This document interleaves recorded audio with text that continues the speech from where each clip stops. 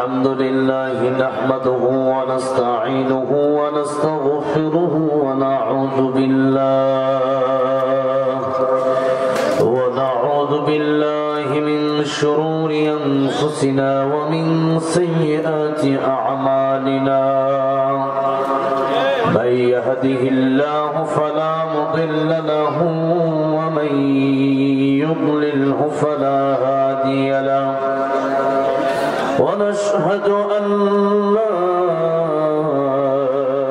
إله إلا الله وحده لا شريك له ونشهد أن سيدنا وحبيبنا ومولانا محمدا عبده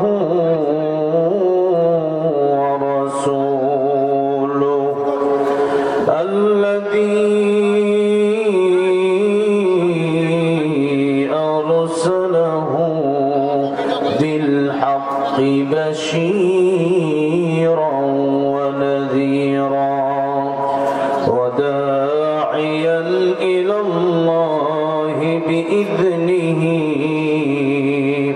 وسراجا منيرا أما بعد فقد قال الله تعالى في كلامه المجيد وفي فرقانه الحميد أعوذ بالله من الشيطان الرجيم بسم الله الرحمن الرحيم يا أيها الذين آمنوا اذكروا الله ذكرا كثيرا وسبحوه بكرة وأصيلا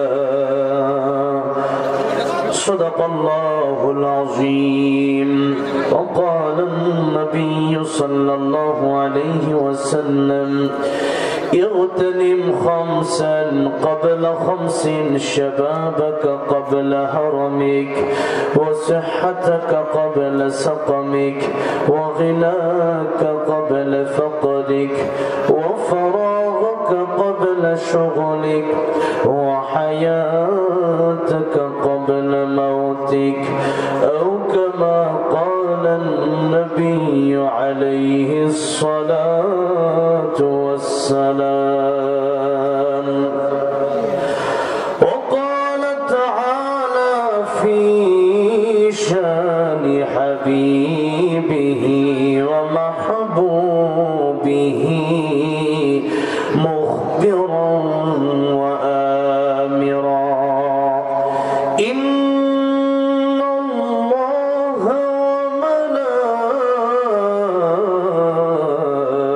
وملائكته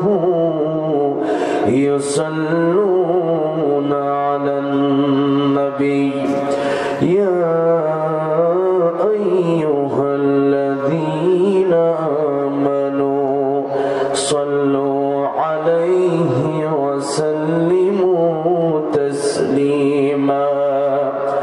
اللهم صل على محمد وعلى آل محمد كما صليت على إبراهيم وعلى آل إبراهيم إنك حميد مجيد. اللهم بارك على محمد وعلى آل محمد كما باركت على إبراهيم وعلى آل إبراهيم إنك হামিদুম মাজিদ। তুমি আছো হৃদয়ের গভীরে, ভুলবো তোমায় বলো কি করে, ভুলবো তোমায় বলো কি করে। দেখি নাই তোমারে কোনদিন, তবু আছো স্মরণে অমলিন। প্রেমেরই ভুবনে তোমারি বিরহ ব্যথায়, নিশীথের শেফালিরা ঝরে। তুমি আছো হৃদয়ের গভীরে, ভুলবো তোমায় বলো কি করে। তোমায় ভুলে যদি যাই গো কভু, এ হবে আমারে পরাজয়। আমার সকল আশার অবেলা হারিয়ে যাবে হায়, অবেলা হারিয়ে যাবে হায়। যতবার তোমারে খুঁজেছি কোরআনের পথ তত বুঝেছি, নিজেকে চিনেছি। হে রাসূল নবীজি তোমার পাঠানো ঠিকানা পড়ে, তুমি আছো হৃদয়ের গভীরে, ভুলবো তোমায় বলো কি করে, ভুলবো তোমায় বলো কি করে। রাজবাড়ী জেলার পাংশা থানার অন্তর্গত শাহমিরপুর যুব সংঘের উদ্যোগে 18তম বার্ষিক এক বিরাট ঐতিহাসিক তাফসীরুল কোরআন মাহফিলের সম্মানিত শ্রদ্ধাভাজন সভাপতি খান মোহাম্মদ রায়হান সাহেব, আজকের মাহফিলের প্রধান অতিথি দুবরা পীর সাহেব মরহুম আবু নাসের ফখরুদ্দিন আহমেদ রহমতুল্লাহের সুযোগ্য মেজু সাহেবজাদা হযরত মাওলানা উবাইদ বিন নাসির হাফিজাহুল্লাহ। আমার আগে কথা বলেছেন হযরত মাওলানা ইমদাদুল ইসলাম হাফিজাহুল্লাহ, হাফেজুল মাওলানা মোহাম্মদ হাফিজুর রহমান হাফিজাহুল্লাহ, পরিচালনায় মৌলভী মোহাম্মদ আবু তালিব মোল্লা সাহেব সহ প্রান্তীয় যুবক ভাইয়েরা, আল্লাহর পেয়ারা মুরব্বী বাবাজিরা, মুআজ্জাজ মুকাররম উলামায়ে কেরাম, তালিবুল ইলম ভাইয়েরা, পর্দার অন্তরে বসে আছেন শ্রদ্ধেয় সম্মানিত মা ও বোনেরা। আল্লাহ সুবহান মহিয়ান গরিয়ান রব্বুল ইজ্জাত ওয়াল জালালের আলিশান দরবারে হৃদয়ের গভীর থেকে শুকর আদায় করছি যে মহান রব্বুল ইজ্জাত ওয়াল জালাল আমাদেরকে অত্যন্ত দয়া করে মায়া করে ভালোবেসে এই মাহফিলে আসার বসার তৌফিক দিয়েছেন। সেই জন্য আপনত চিত্তে হৃদয়ের আবেগ অনুভূতি উজাড় করে দিয়ে প্রাণ খুলে আল্লাহর প্রেমে মাতোয়ারা হয়ে একযোগে সকলেই পড়ছি আলহামদুলিল্লাহ। মানুষ হিসাবে অনেকেই জবান বন্ধ রেখে দিয়েছেন, আবার অনেকেই একটু ঝিমায় ঝিমায় বলতেছেন। আল্লামা সাইদ রহমতুল্লাহ আলাইহি বলেছিলেন, বিড়ালের মতো 500 বছর বেঁচে থাকার কোনো লাভ নাই, সিংহের মতো 1 ঘন্টা বাঁচতে চাই। ঠিক না বেঠি? আমরা বীর পুরুষ। কাপুরুষ হবে তারা যাদের ভেতরে ঈমান নাই, আর যাদের ভেতরে ঈমান আছে তারা কাপুরুষ না বীর পুরুষ? বলেন, তারা কাপুরুষ না বীর পুরুষ? তারা বিড়ালের মতো আওয়াজ দিবে না সিংহের মতো আওয়াজ দিবে? সিংহের মতো। সুতরাং যদি ঈমানদার হন তাহলে আপনার বাতিলের বিরুদ্ধে কথা বলতে, আল্লাহর পক্ষে কথা বলতে, কোরআনের পক্ষে কথা বলতে আপনার মুখ বন্ধ হয়ে থাকবে না, আস্তে আস্তে কথা আসবে না, বরং আপনার জবান খুলে কথা বের হবে। এই জন্য সিংহের মতো আওয়াজ দিয়ে, বীর পুরুষের মতো আওয়াজ দিয়ে এই রাজবাড়ির মানুষেরা এত বড় একটা মাহফিল, মানুষ মানে আসতেছে আলহামদুলিল্লাহ, এখনই হাজার হাজার মানুষ আপনারা উপস্থিত এত বড় একটা প্রোগ্রামে। এমন ভাবে আওয়াজ দিলে মনে হলো যে 20-25 জন আওয়াজ দিবেন ওইভাবে যেন এটা একটা ঐতিহাসিক মাহফিল, যেভাবে ঐতিহাসিক ভাবে একটা আওয়াজ দিবেন। সকলে জোরে বলেন আলহামদুলিল্লাহ, আল্লাহু আকবার কাবীরা, আলহামদুলিল্লাহ হামদান কাসীরা, সুবহানাল্লাহি বুকরাতাও ওয়া আসীলা। পড়েন আল্লাহুম্মা বারিক লানা ফি রজব ওয়া শাবান ওয়া বাল্লিগনা রমাদান। পড়েন আল্লাহুম্মা আমিন। আমরা আলোচনা করব কোরআন শরীফ থেকে, সূরা আহজাব থেকে। তার আগে আমরা অল্প সময় মৌসুম ভিত্তিক আলোচনা করব। মৌসুম ভিত্তিক আলোচনা রাসূলুল্লাহ সাল্লাল্লাহু আলাইহি সাল্লাম করতেন। মৌসুম ভিত্তিক মানে যখন যেই মাসের চলমান ওই মাস নিয়ে রাসূলুল্লাহ সাল্লাল্লাহু আলাইহি সাল্লাম কথা বলতেন। এবং আমরা বর্তমানে যেই মাসে উপস্থিত হতে পেরেছি, আল্লাহ রাব্বুল আলামিন আমাদের হায়াত বাড়িয়ে দিয়েছেন, সেই মাসটা অত্যন্ত গুরুত্বপূর্ণ। তাই এই মাস নিয়ে অল্প সংক্ষিপ্ত আলোচনা করি, আমি আমার মূল আলোচনার দিকে যাব ইনশাআল্লাহ। তবে প্রথমেই আপনাদেরকে কিছু প্রশ্ন করব। প্রথম প্রশ্নই হচ্ছে, আমরা যে মাসে উপনীত হয়েছি সেই মাসের নামটা কি? রজব মাস। মাশাআল্লাহ, অনেকেই বলেছেন রজব মাস। আরেকটা মাস আছে, ওইটা কি মাস? না, মানে এই যে মাস চলতেছে, ইংরেজি কোন মাস? জানুয়ারি। আচ্ছা, আমরা ইংরেজি মাসের নাম বেশি জানি না আরবি মাসের নাম বেশি জানি? ইংরেজি বেশি জানি। আরেকটা মাস আছে 12 মাস, এটা হলো পৌষ মাস। যেমন এখন কোন মাস চলতেছে? মাঘ মাস। আমাদের দেশে বাঙালি আমরা কিন্তু অনেক মানুষ বাংলা মাসের নাম জানি না, ঠিক না? ঠিক। 12 মাসের নাম বাংলা যে মাসগুলো, এগুলোর নাম অনেকেই জানে না। এবার আসেন, এই যে জানুয়ারির খবর আমরা ঠিকই রাখি, ফেব্রুয়ারির খবর রাখি, মার্চের খবর রাখি, ওইটার খবর না রাখলেও তেমন কিছু আসে যায় না। কিন্তু রজব, শাবান, রমজানের খবর আপনাকে রাখতেই হবে, কারণ এই মাসের সাথে ইবাদতের সম্পর্ক আছে না নাই? রমজান মাসের সাথে রোজার সম্পর্ক, জিল হজ মাসের সাথে হজের সম্পর্ক, এইরকম ভাবে ঈদের সম্পর্ক মাসের সাথে। এই জন্য এই মাস ভিত্তিক ইবাদতের সিস্টেম আল্লাহ রাব্বুল আলামিন নিজেই চালু করেছেন। এবং 12 মাসের এই সিস্টেম, এই প্রথা চালু করেছেন আল্লাহ রাব্বুল আলামিন নিজেই।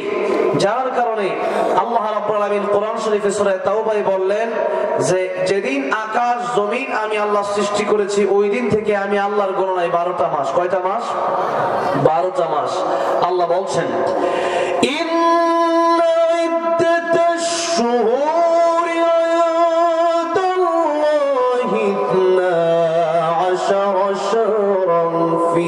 كتاب الله يوم خلق السماوات والأرض منها أربعة حرم। আল্লাহর আকাশ জমিন যেদিন থেকে আল্লাহ রাব্বুল আলামিন সৃষ্টি করেছেন, সেদিন থেকে আল্লাহ বলছেন, 12 শাহরান ফি কিতাবিল্লাহ, আমি আল্লাহর গণনায় 12টা মাস রয়েছে। এই 12 মাস জানুয়ারি ফেব্রুয়ারি না, এই 12 মাস মাঘ পৌষ না, এই 12 মাস রজব, শাবান, রমজান, শাওয়াল, জিলকদ, জিলহজ, মুহররম। এই মাসগুলো মুহররম, সফর, রবিউল আউয়াল, রবিউস সানি, জমাদিউল আউয়াল, জমাদিউস সানি। এই যে আরবি 12 মাস, এই 12 মাসের কথা আল্লাহ রাব্বুল আলামিন উল্লেখ করলেন কোরআন শরীফে। তার মানে মাস যে 12 মাসে 1 বছর হয়, এটা দুনিয়ার কোন মানুষের সিস্টেম না, এটা আল্লাহরই সিস্টেম, এটা আল্লাহরই বানানো সিস্টেম। সুবহানাল্লাহ পড়ে। তার মানে আজকে ওয়াজ মাহফিল থেকে আপনারা জানতে, অনেকেই জানতেন না যে 12 মাস আসছে কোন জায়গা থেকে। সবাই জানতেন 12 মাসের উৎপত্তি কোন জায়গা থেকে হয়েছে? এখন জানলেন সূরা তাওবা থেকে আল্লাহ রাব্বুল আলামিন বললেন 12 মাসের উৎপত্তি আমি আল্লাহ নিজেই এই 12 মাসের সিস্টেম করলাম, যাতে করে প্রত্যেক বছরিক ইবাদত আছে। বাৎসরিক ইবাদত আছে না, কোরবানি, রোজা, ঈদ, রমজান, হজ, এই ইবাদতগুলো বাৎসরিক ভাবে আল্লাহ রেখে দিয়েছেন। মাস একবার আসে, একবার রমজান মাস আসে, আবার এক বছর পরে আবার রমজান আসে, রজব মাস আসে, আবার এক বছর পরে রজব আসবে। এরকম সিস্টেম আল্লাহ নিজেই করে দিলেন।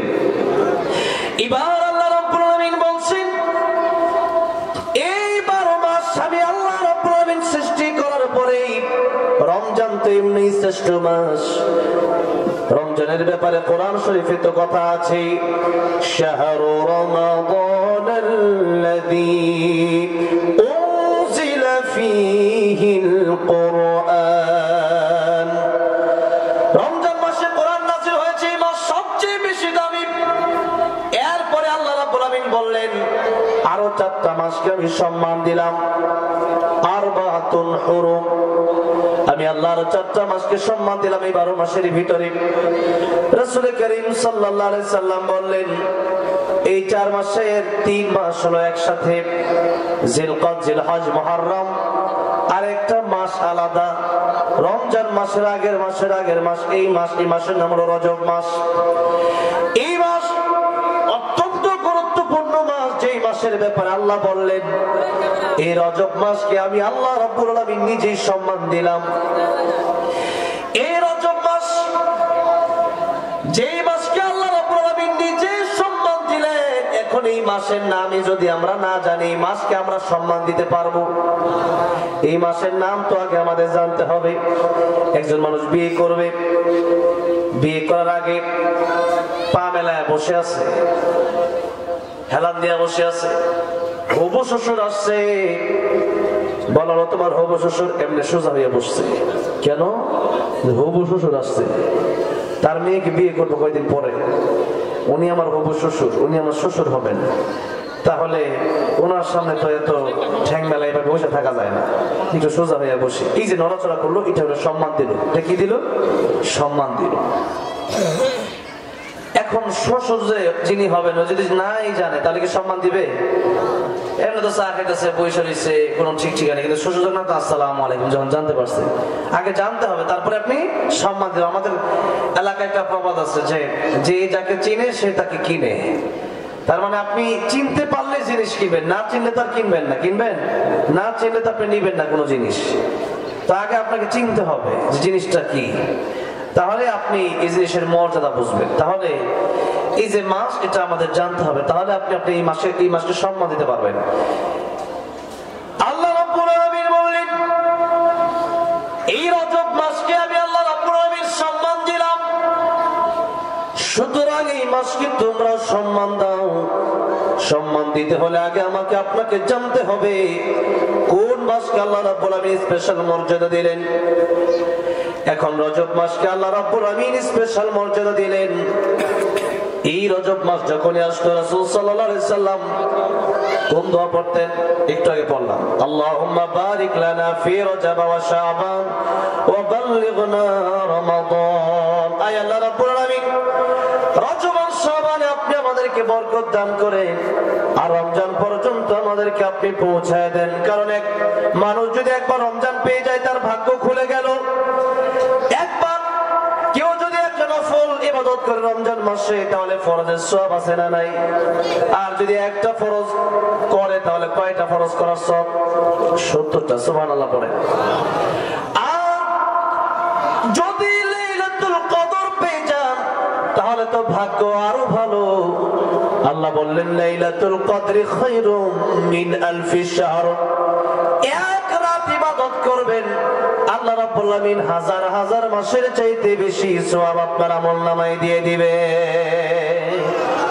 এমন রাত, এমন অফার আল্লাহ পৃথিবীর কোন নবীর কোন উম্মতকে দেয় নাই, এই উম্মতকে দিলেন। কারণ এই উম্মতের হায়াত বড় কম, এই উম্মতের হায়াত বড় কম। আগের উম্মত বাস্তব 400 বছর 500 বছর ইবাদত করতো বেশি, মিজানের পাল্লায় দেখা যাবে তাদের নামাজ বেশি, রোজা বেশি। কিন্তু আল্লাহ বলেন ও আমার শ্রেষ্ঠ নবীর শ্রেষ্ঠ উম্মতেরা, তোমাদের কেমন একটা রাত দিলাম, জীবনে একবার যদি কেউ এক রাত পেয়ে যায়, হাজার হাজার মাস, কত হাজার মাস তা আল্লাহ ভালো জানে, হাজার হাজার মাস বেঁচে থাকলে যে সওয়াব, আমল করলে যে সওয়াব হতো, এক রাত ইবাদত করলে সেই সওয়াব তোমাদের আমলনামায় দিয়ে দেব। এটা তোমাদের বেলায়, কেবলমাত্র মুহাম্মদ রাসূলুল্লাহ সাল্লাল্লাহু আলাইহি সাল্লামের উম্মতের বেলায়। সুবহানাল্লাহ বলেন। ভাইরা বাবাজিরা, সেই মাস রমজানুল মুবারক আমাদের সামনে সমাগত, আসতেছে। এখনই আমাদের প্রস্তুতি কিভাবে নিতে হবে? একে তো হচ্ছে রাসূলুল্লাহ সাল্লাল্লাহু আলাইহি সাল্লাম এই মাস পাওয়ার জন্য দোয়া করতেন। ইমাম আবু বকর জাসসাস রাহমাতুল্লাহ আলাইহি ওনার বিশ্ববিখ্যাত গ্রন্থ আহকামুল কোরআনে লিখেছেন, এই মাসে যারা বেশি বেশি আমল করবে, এই মাসে যারা গুনাহ ছেড়ে দেওয়ার চেষ্টা করবে, গুনাহ ছেড়ে দিবে, এই 4টা মাসে রজব, জিলকদ, জিলহজ, মুহররম, বাকি মাসগুলোতে আল্লাহ রাব্বুল আলামিন তাকে নেক আমল করার, বেশি বেশি নেক আমল করার তৌফিক দিবেন এবং গুনাহ ছেড়ে দেওয়ার তৌফিক দিবেন। সুবহানাল্লাহ পড়েন। এইজন্য এই মাসে বেশি বেশি নেক আমল করা। আল্লাহ রাব্বুল আলামিন বললেন, এই সম্মানিত মাসগুলো যখন চলে আসবে, ফালা তুযলিমু ফীহিন্না আনফুসাকুম, তোমরা গুনাহ ছেড়ে দাও, কারণ জাহান্নামে যাওয়ার জন্য একটা মাত্র গুনাহই যথেষ্ট, একটা মাত্র কবিরা গুনাহ জাহান্নামে যাওয়ার জন্য যথেষ্ট। এই জন্য কবিরা গুনাহ যদি কেউ করে, তাওবা না করে মরলে জাহান্নামে যাওয়াটাই স্বাভাবিক। এই জন্য আল্লাহ বলছেন, এই মাস যখন চলে এসেছে তোমরা গুনাহ বন্ধ করে দাও। এক নম্বর কথা হচ্ছে সম্মান বাড়ায় দিতে হবে। সম্মান বাড়াবেন কেমনে? সম্মান বাড়ানোর অর্থ হচ্ছে এই মাস সম্পর্কে আপনাকে জানতে হবে। এখন জানলেন, তার মানে আপনাকে মনে মনে ধারণা রাখতে হবে, এতদিন পর্যন্ত সুদের সাথে জড়িত ছিলাম, ঘুষের সাথে জড়িত ছিলাম, মদের সাথে জড়িত ছিলাম, ইয়াবার সাথে জড়িত ছিলাম, জিনার সাথে জড়িত ছিলাম, ব্যভিচারের সাথে জড়িত ছিলাম, মিথ্যার সাথে জড়িত ছিলাম, গীবতের সাথে জড়িত ছিলাম। রজব মাস যেহেতু চলে আসছে, এই মাসে এই গুনাহগুলো আর করা যাবে না, কারণ আল্লাহ রাব্বুল আলামিন এই মাসকে সম্মান দিয়েছেন। আমাকে ওই মাস, এই মাসে ওই রকম সম্মান দেখাতে হবে। এই মাসে যা মনে চাই তা করা যাবে না। বেশি বেশি ইবাদত করতে হবে, বেশি বেশি জিকির করতে হবে, বেশি বেশি কোরআন পড়তে হবে। এই মাসটা হলো এক ইবাদতের একটি মাস, গুনাহ ছেড়ে দেওয়ার মাস, তওবা করে ফিরে আসার মাস। তাই আল্লাহ রাব্বুল আলামিন বললেন, রজব মাসের বড় গুরুত্ব, এই মাসের গুরুত্ব তোমরা দাও, এই মাসকে সম্মান করো, বেশি বেশি নেক আমল করো, তোমরা গুনাহ ছেড়ে দাও। তাহলে আমরা এতক্ষণে আলোচনায় বুঝলাম, আমরা প্রাথমিকভাবে রজব মাসের আমল হলো বেশি বেশি দোয়া করো, আল্লাহুম্মা বারিক লানা ফি রজব ওয়া শাবান ওয়া বাল্লিগনা রমাদান। এই দোয়া যদি করেন, তাহলে মুফাসসিরিন কেরামগণ বলেছেন, আপনি যদি রমজান মাস নাও পান, আল্লাহ দোয়া কবুল করেন যদি নেয়, তাহলে রমজান মাস পেলেই ইবাদত করলে যে সওয়াব হতো, রমজান মাস না আপনি যে পেলেন না, কবরে যাওয়ার পরে রমজান মাস না পেলেও আল্লাহ এই সওয়াব আপনার আমলনামায় দিয়ে দিবেন। জোরে বলেন সুবহানাল্লাহ। এই জন্য এই দোয়া পড়তে রাজি আছেন তো আপনারা? পারেন সবাই? পড়বেন বেশি বেশি। এটা হচ্ছে এক। 2 নম্বর, নেক আমল বেশি বেশি করা, গুনাহ এতদিন যা করেছেন তা ছেড়ে দেওয়া। এই 3টা কথা এই মাস সম্পর্কে বললাম। এবার আসুন সামনের দিকে যাই। সূরা আহজাবের 41 নম্বর এবং 42 নম্বর আয়াত আমি তেলাওয়াত করেছি। আল্লাহ রাব্বুল আলামিন বললেন, ইয়া আইয়ুহাল্লাযীনা আমানু যকুরুল্লাহা যিকরান কাসীরা।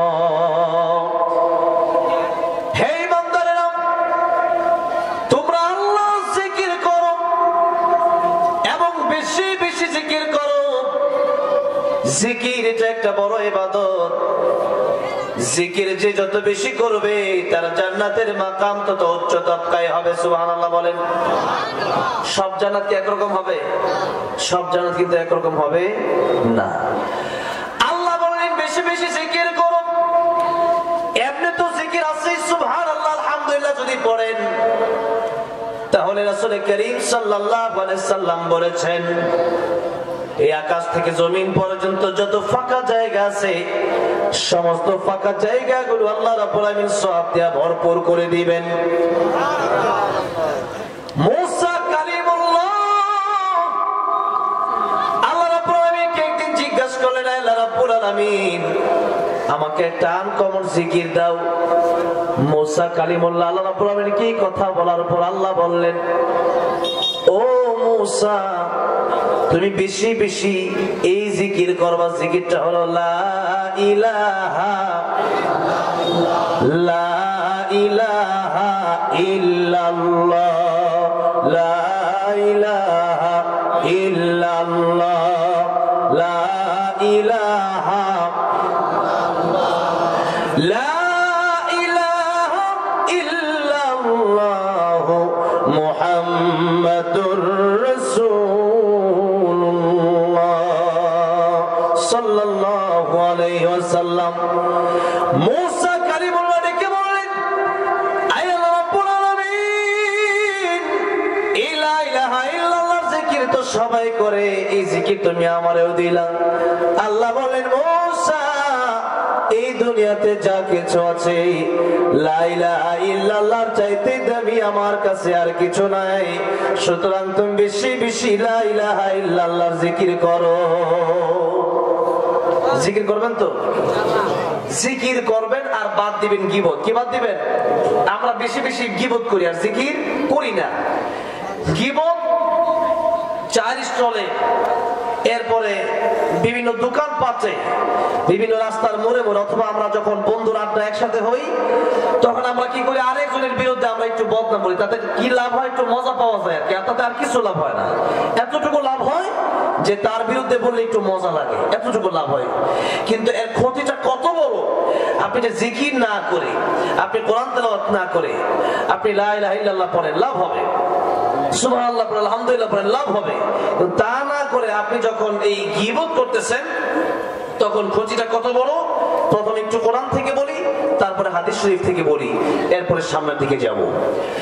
আল্লাহ রাব্বুল আলামিন বলেন সূরা হুজুরাত, ওয়ালা ইয়াগতাব বা'দুকুম বা'দান আইয়ুহিব্বু আহাদুকুম আন ইয়াকুলা লাহমা আখিহি মাইতান ফাকারিহতুমু। আল্লাহ বললেন তোমরা একজন আরেকজনের বিরুদ্ধে গীবত করো না। আইয়ুহিব্বু আহাদুকুম, তোমাদের মধ্যে কেউ এমনটাকে পছন্দ করো, আইয়াকুলা লাহমা আখিহি মাইতান, যে তোমরা তোমাদের মৃত ভাইয়ের কাঁচা গোশত খাবা। আল্লাহ বললেন ফাকারিহতুমু, আমি আল্লাহ জানি তা তোমরা অপছন্দ করো। কেউ কি কোনোদিন মৃত ভাইয়ের কাঁচা গোশত খেয়েছে? খাইছে? খায় নাই। আল্লাহ বলছেন এটাকে যেমন তোমরা অপছন্দ করো, গীবত করা মানে মৃত ভাইয়ের কাঁচা গোশত খাওয়া, এত জঘন্যতম কাজ। এবার একটু হাদিসের দিকে যাব, লক্ষ্য করেন। ইমাম সুফিয়ান সাউরি রাহমাতুল্লাহ আলাইহি তিনি একদিন তার খাদেমকে ডেকে বললেন, খাদেম শোনো, কিছু টাকা পয়সা, সোনা দানা, কিছু অর্থ সম্পদ তোমার আমি দিলাম। এই অর্থ সম্পদ গুলা তুমি ওই লোককে দিয়ে আসবা যে লোক আমার বিরুদ্ধে গীবত বলে। খাদেম ডেকে বলল, হুজুর আপনার বিরুদ্ধে বদনাম বলে, আপনার বিরুদ্ধে গীবত করি, তাকে এত টাকা পয়সা আপনি দিলেন, অথচ আমি না আপনার খাদেম, কষ্ট তো আমি আপনার জন্য করি, আপনি আমার কিছু টাকা পয়সা দেন, তা না দিয়ে তারা দিচ্ছেন কেন?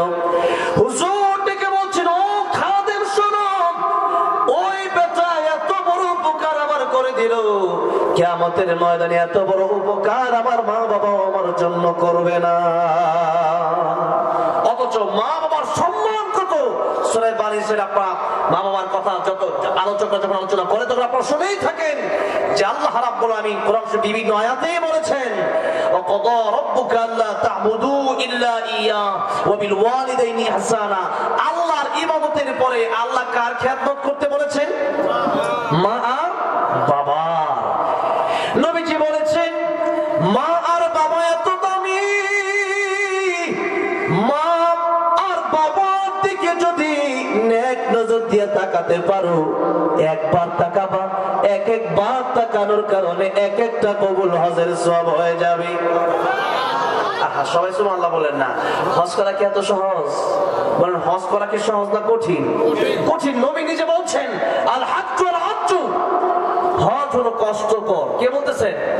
রাসূল কারীম সাল্লাল্লাহু আলাইহি সাল্লাম বলতেছেন, তিনি যে হজ হলো কষ্টকর। কারণ পৃথিবীতে যত ইবাদত আছে, যেমন কিছু ইবাদত আছে আর্থিক, কিছু আছে দৈহিক। আর্থিক ইবাদত, দৈহিক, এটা একটু আগে বুঝছেন। যেমন দৈহিক ইবাদত হচ্ছে নামাজ। নামাজ এটা আপনার দেহ দিয়ে আপনাকে পড়তে হবে, কপাল দিয়ে আল্লাহর কুদরতি কদমে সিজদা লাগায় দিতে হবে। আপনি একজন মানুষ ফজরের নামাজ পড়ে, তাকে আপনি 500 টাকা দিয়ে বললেন আমার নামাজটা তুমি পড়ে দিও, নামাজ হবে? নামাজ কিন্তু হবে না। নামাজ আমি সময় ঠিকই বলে, কিন্তু ওইটাও হজটাকে কবুল হচ্ছে কি হচ্ছে না কিন্তু তা জানা নাই। কিন্তু নবী বলেন মায়ের দিকে একবার তাকাবা, বাপের দিকে একবার তাকাবা, তাকানোর সাথে সাথে কবুল হজের সব। এত সহজ ওয়াজ যদি আপনারা না মানেন, তাহলে আর ওয়াজ কি শুনবেন বলেন? মায়ের দিকে তাকাইলে কবুল হজের সব, বাপের দিকে তাকাইলে কবুল হজের সব। সাহাবী জিজ্ঞেস করলেন, ইয়া রাসূলুল্লাহ, ইয়া হাবিবাল্লাহ, আপনি বলেছেন একবার তাকালে একটা কবুল হজের সওয়াব, আমি যদি 100 বার তাকাই কয়টা কবুল হজের সওয়াব হবে? নবী বলেন, সাহাবীরে, তাকাতে তাকাতে অস্থির হয়ে যেতে পারো, আমার আল্লাহ রাব্বুল আলামিন সওয়াব দেওয়ার বেলায় কোনো অস্থির হবেন না। তুমি যতবার তাকাবা ততবারই আল্লাহ তোমাকে সওয়াব দিবেন। এই তাকানোর কিছু অর্থ আছে। একটা হচ্ছে মায়ের দিকে হাসি মুখে কথা বলা, মায়ের দিকে নেক নজর দিয়ে তাকানো, মায়ের নজর দিয়ে তাকানো। আর একটা অর্থ হচ্ছে মা বাবাকে খুশি করা। কি করা? খুশি করা। মা বাবা যেভাবে খুশি হয় ওইভাবে খুশি করার চেষ্টা করা। আমার ভাইরা, আমার একজন মা আর বাবা হচ্ছে অমূল্য সম্পদ। টাকা দিয়ে হজ করা যায়, কিন্তু কবুল হয়েছে কিনা তা জানা যায় না। আর মা বাবার দিকে তাকালে কবুল হজের সওয়াব হয়। সুতরাং এই মা এই বাবার কদর করা দরকার। জোরে বলেন, আছে না নাই? অমূল্য, এটা কোনো মূল্য নাই। আমার ভাইরা, আমার বাবাজিরা, আল্লাহ বলেন আমার ইবাদতের পরে তোমরা পিতা মাতার খেদমত করো। তাহলে মা বাবার সম্মানটা জোরে বলেন কম না বেশি? বেশি। আল্লাহ রাসূলের পরে এই মা বাবার সম্মান। কিন্তু ইমাম সুফিয়ান সাউরি রাহমাতুল্লাহ আলাইহি বলেন, ও খাদেম শোনো, যে ব্যক্তি আমার বিরুদ্ধে গীবত করলো, এই ব্যক্তি এত বড় উপকার আমারে করলো, কিয়ামতের ময়দানে এত বড় উপকার আমার মা বাবাও আমার জন্য করবে না।